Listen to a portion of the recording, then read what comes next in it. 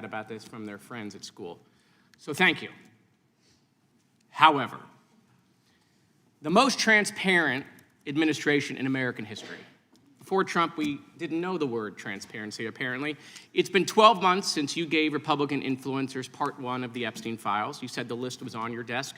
Then a memo came out and said that there was no list. Phase 2 of the binders never happened. The President of the United States says the Epstein thing is a hoax. He blasts his own base for wanting the release of the files. He blamed Barack Obama. Republicans voted against the release of the files in the Rules Committee. Then they refused to even return to the Rules Committee until they could be protected from future votes on the release. Speaker Johnson sends Congress home a day early before break. They sent the Deputy Attorney General to meet with Maxwell. She says something favorable about the president. Miraculously, she gets transferred to a minimum security facility. No one can explain why. Miraculously, the leaks to the Wall Street Journal stop. We come back from break. We have the Massey discharge petition. Republicans drop a rule, a non-binding resolution trying to kill the Massey discharge petition. The White House says passing the Massey discharge petition is a hostile act. Trying to stop the necessary 218 signatures, according to Republican members that signed it, the White House brought them into the Situation Room, you know, the place where the president goes for time of war, promising things like appropriations or maybe even to primary them. People in the room say you were there. It didn't work. We get the 218 signatures. We eventually passed the Massey petition. You guys didn't release the files. You were forced by Congress. Every member of the House except one and the entire Senate.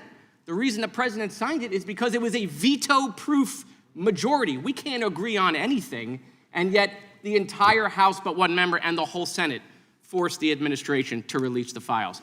Kash Patel under oath said to Senator Kennedy, the FBI is not in possession of any credible evidence that Epstein trafficked girls to anyone but himself. We know now that's not true. According to documents, Epstein had a worldwide sex trafficking ring. Girls from Poland, Czechoslovakia, Russia, Paris, modeling agencies sending him girls. He even had a relationship with a summer camp where he groomed girls at a picnic table. Ghislaine Maxwell says 29 Epstein associates cut secret DOJ deals. Turns out there is a list. 6 names readily available if you unredact them. Co-conspirators named, but we got them when you unredact them.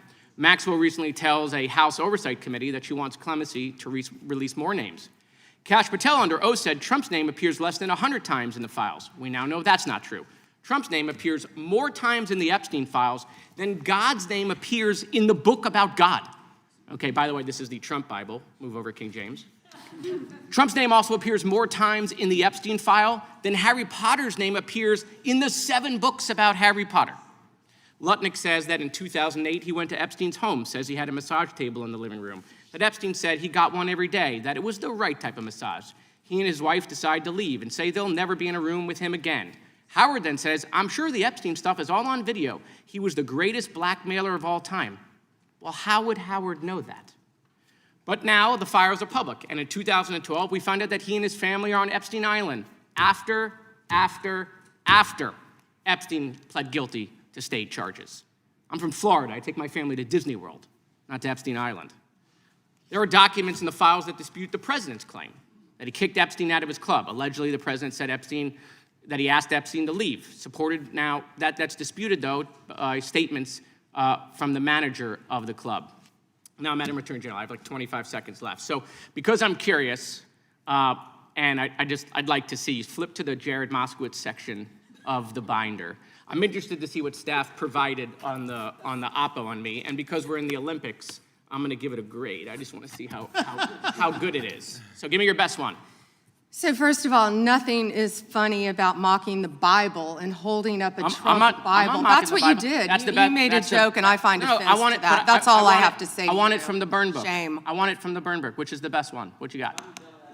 Has expired. The gentleman from Wisconsin is recognized.